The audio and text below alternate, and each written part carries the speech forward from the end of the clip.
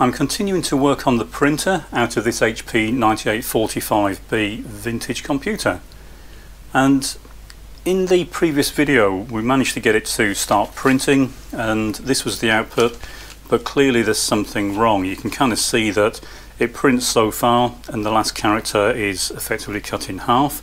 If we count these, we're getting 1, 2, 3, 4, 5, 6, 7, 8, 9, 10, 11 characters and then 3 more pixels. And if you work that out, there are 7 pixels per character in width, so 11 times 7 plus 3 is 80, and it just so happens that each of the control modules in this printhead is going to control just 80 pixels. So it looks like we're not getting anything beyond the first module. So having looked at this, I put a scope and a logic analyzer onto the control board. Also looked at this in the software tool to see exactly what was going on, and it seems that we have at least one failed control module. We'll have a look at them in a minute, or they just weren't connected properly. So the way this works, just a brief word on how this is laid out and how the overall system works. So if we look at the schematic for the printer, zoomed in here to the important bit for the sake of this discussion, we have the character generator ROM, and then we have these 2 shift registers. And to send data to the printer, the data is taken from the character ROM, 1 line of pixels at a time. It's put into the shift register and then it's shifted out and sent through to the printhead. Now each of the bits that is sent out goes to the same pin, and so we have these modules and they're all daisy chained, so the data that's sent out in serial form goes into the input pin of the first module. It will support up to 80 pixels. If you clock more than 80 pixels into it, then the pixels will start appearing on the output pin, so it will pass straight through it. They are then directed and connected to the input pin of the second module. They will go through the second module and so on, and if you want to, you can send a single bit all the way through the chain right to the last position on the paper. So when the system is running, what it does is it just sends out a given number of pixels, but it doesn't print the entire line in one go, because the thermal print process requires a reasonably high current. It's not particularly high for each individual print element, it's only about 50 milliamps or so, but when you have 560, that would mean a very high current demand, albeit just for a few milliseconds, but repeating rapidly, so you'd need a monster supply and it would dissipate a huge amount of power. Also, most lines don't require every single pixel to be burnt into the paper. So if it's text, for example, you'll find in any given line of pixels, a lot of the characters, or the pixels, are actually left blank. So that's taken into account with the way this system operates. So firstly, it will only print or send a fixed number of characters at any one time. So it'll send a few characters, it will feed those out in a serial form out of the BSD line. They will go into the shift register chain that's formed with the control modules. The first group of pixels are shifted into the first module, and assuming it's not a full, let's say you've only sent 4 characters, it will just be the first 4 characters worth of pixels, and then the software, the firmware, will know there's no more. It will burn that line to the paper, move on to the next line. But if you send more pixels than will fit into a single module, it will keep shifting them. And let's say you want to print an entire line of pixels. The first group, they're burnt into the paper. All the modules are then cleared, so the modules basically have 2 parts. They have a shift register and then a latch. So the pixels are shifted out through this chain, this daisy chain, into the shift register, and then they're latched all at the same time, but in small groups. So the first group of pixels goes into the first module, burnt into the paper. All the modules are cleared. The second group of pixels that should appear in the next position are shifted into the shift register. Now of course, because it's still a small group, they all start off in the first module. So then there are some dummy clock cycles, dummy shift cycles to shift it along to the correct position. It's then latched, burnt into the paper. Third group, again same thing. The group size of pixels are shifted out. Dummy cycles then used to shift those bits into the correct location. They're burnt into the paper. But even then it gets a bit more complex than that. You may recall on the schematic I mentioned that this is an input, so this is the nano processor. This is the output using an open collector gate that comes from the shift register, so the data's coming out through here, going out through this buffer, being sent to the printer. So what's this line for?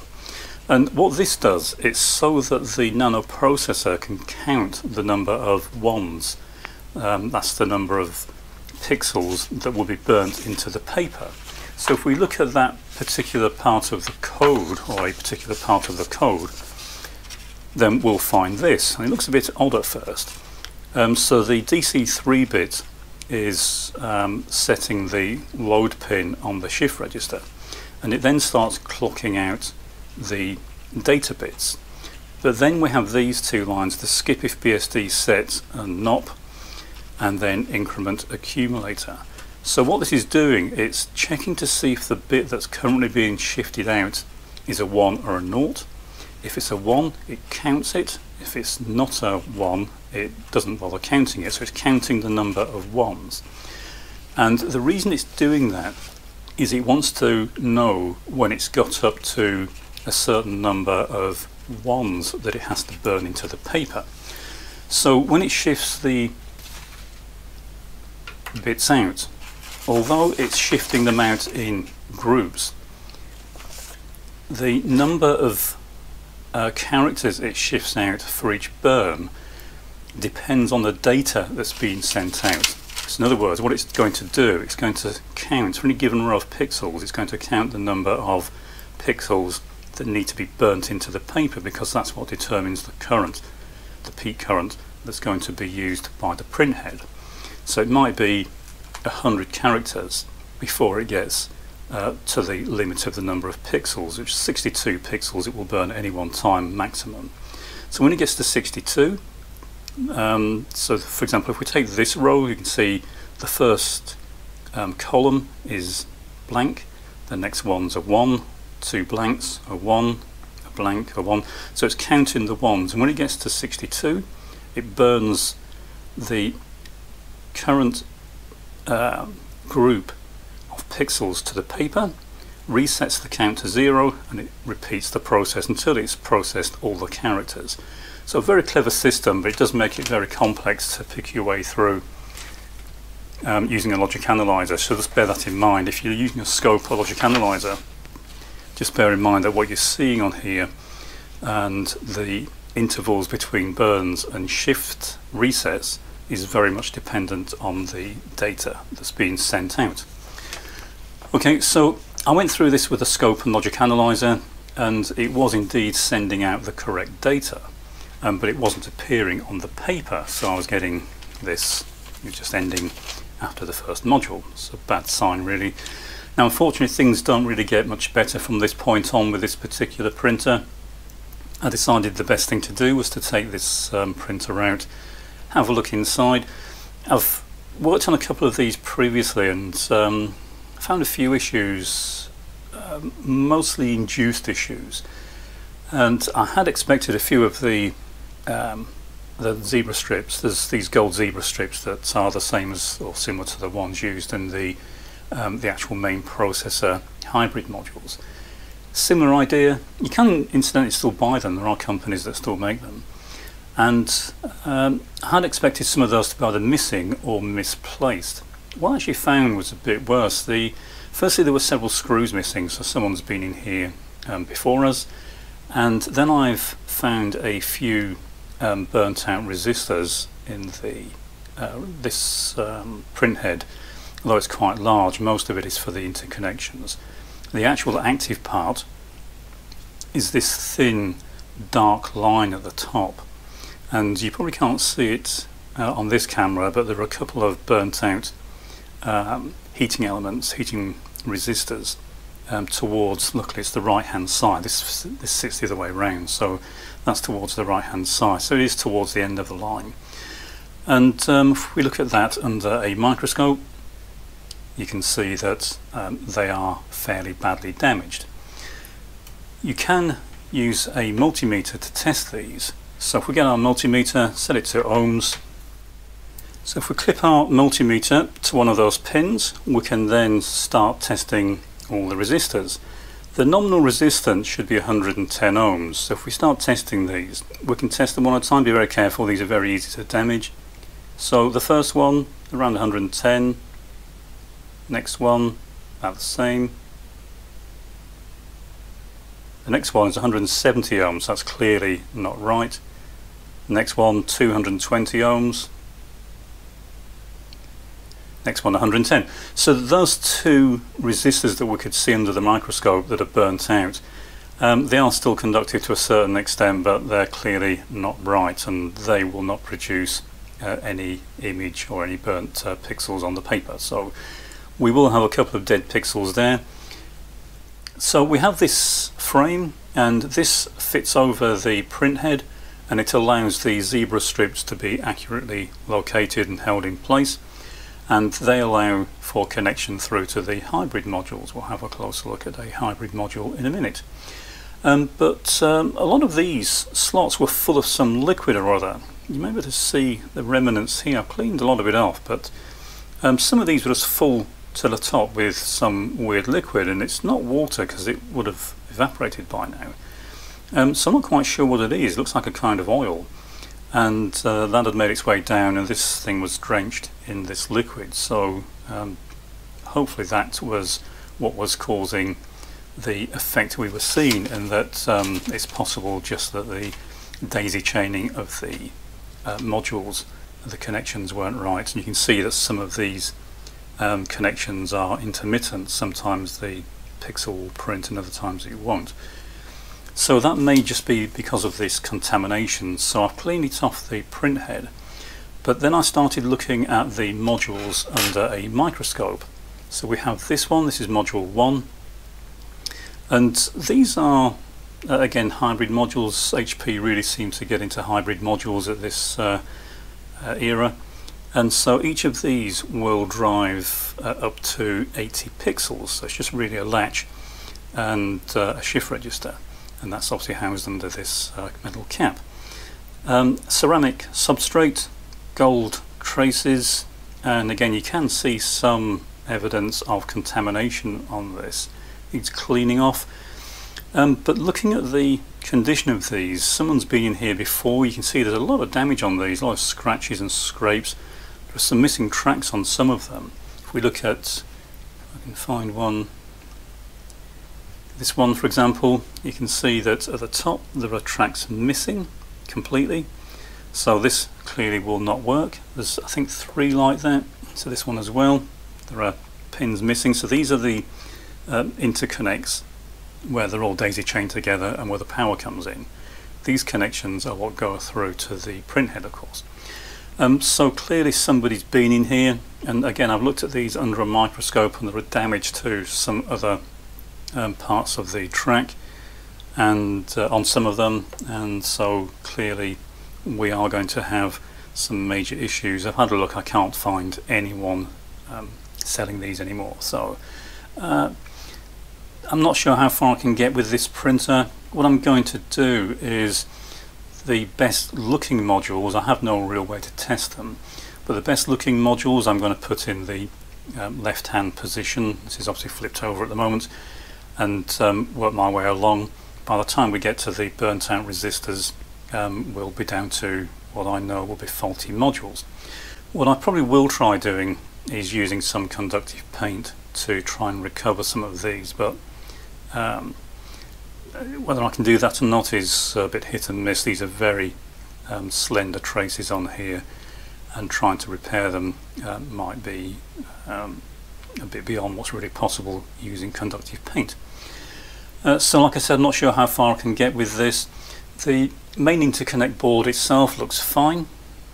Again, it was dirty, but it cleaned up quite well. The capacitor is really good, and there's not much else on here. This is just to feed data into the input pin of the first module.